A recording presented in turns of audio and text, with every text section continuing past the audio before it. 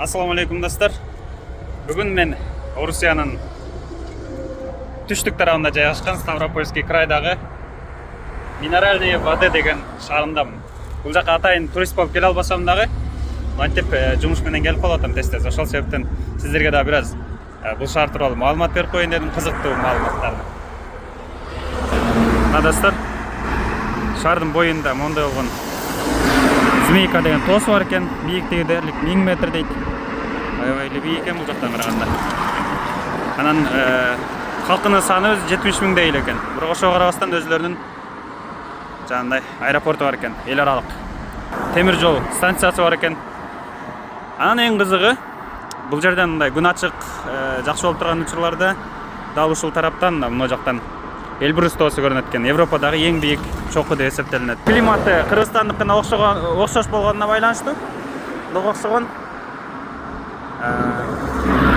өзүнүн минералдык суулары чыгат экен мынакей ар жерлерденчи. Бактарактар окшош экен мен байкагандан. Бул жакта жаңа кыз өткөн мажырым тал терек кадимгидей Кыргызстандагыдай. Өзүңү кадимгидей Кыргызстанда жүргөндөй элестетсең болот экен бул жерге келгендечи.